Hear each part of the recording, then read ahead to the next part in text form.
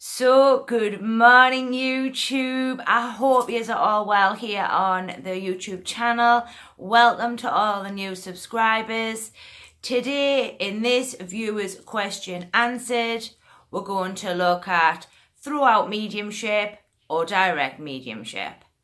So, thanks very much for the viewer's question about what we call throwing out mediumship or direct mediumship, and what is the difference and what can make you the better medium, either doing throughout mediumship or doing direct.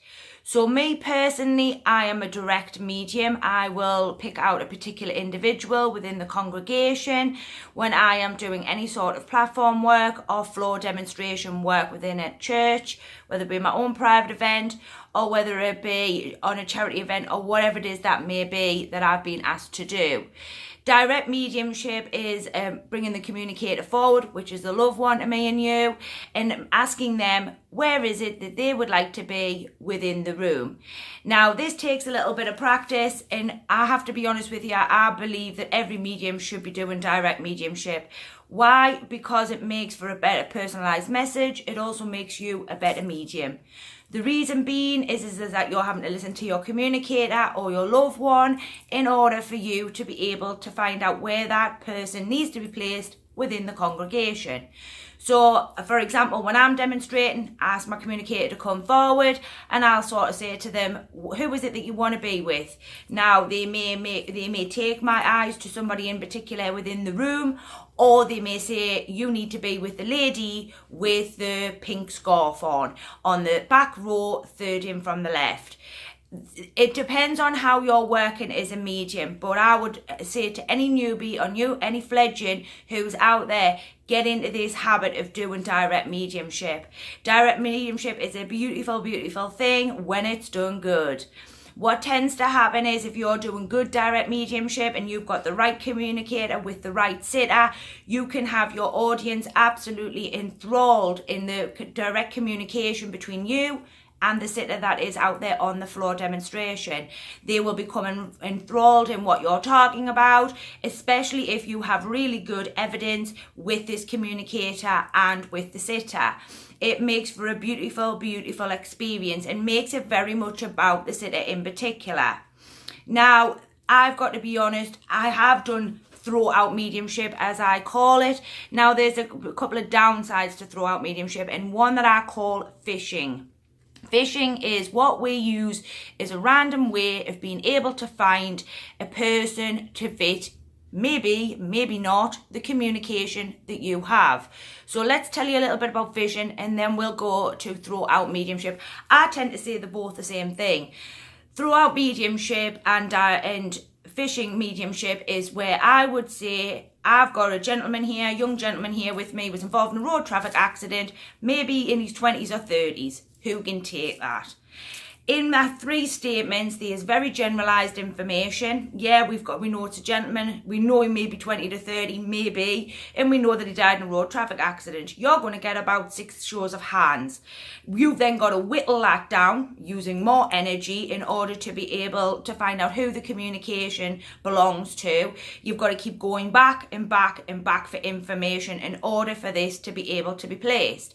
Instead of just saying to your communicator, who do you belong to? Who is it that you're looking for? What is your person wearing? Where in the room do you want me to be? So get into this habit of doing direct mediumship. I hear a lot of these mediums across the platform or across the movement saying that, you cut off your audience when you do direct mediumship. I tend to disagree with that, and I'll give you a few reasons as to why. If you're doing good direct mediumship and you have good evidence and it is correct evidence with the correct sitter, it can make for an absolutely phenomenal message. When you're doing what I call throw out fishing information from your communicator or from your sitter, you will find that ultimately you are fishing or pulling that information from the person sitting in the congregation, which then people lose sort of interest. They're sort of, well, I could do that, anybody could do that. what you need to be seeing within your mediumship is uniqueness, differences in why people come to watch you. I've heard of the general public on more than one occasion how much they enjoy direct mediumship, and when done right, is absolutely phenomenal, as I say, and can be done very, very easily if you learn to put your skill set in place and learn to work that way from the very beginning. From time to time, you may get that you don't get that communicator, or they tell you you don't know where you want to be. Again, I would say that has something to do with your mind, or you're not allowing that information to come in. But if you want to leave it that way, what I would say to you is if you are going to do throughout mediumship, then make sure that your evidence is bang on the penny. So let's go back to the young gentleman. I have a young gentleman here. He tells me his name is Mark. He is looking for his mother. He died in a road traffic accident, and he makes me around about the age of 28. That makes your evidence specific. It makes you, it gives you good validation. It doesn't look like it's fishing. You will then probably find that you only get to show of two hands. You can then go back to your communicator and go, which one? And he will probably say to you, I want to be with the lady with the blonde hair. And that wipes out your other communication. You've got your communication to go to, and it's all steam ahead thereafter.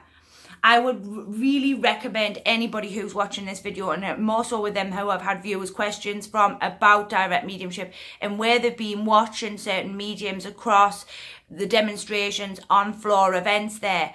It is vitally important that you understand the concept of direct mediumship and why it is so fundamentally important within the mediumship movement. Direct mediumship is one of the best ways to do your mediumship. If you have to go with the sort of throw out information, make sure that it is evidence-based in order for you to be able to make sure that you find the right communicator for the loved one, all right? Because it's vitally important there.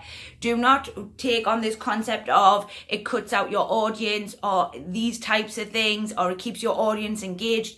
If anything, from what I've seen watching platform mediums over the last 4 or 5 years, I tend to find direct mediumship always draws people in more than throughout mediumship. And really throughout mediumship, when it's done badly, is fishing, generalized, and certainly not what I would call good, honest mediumship.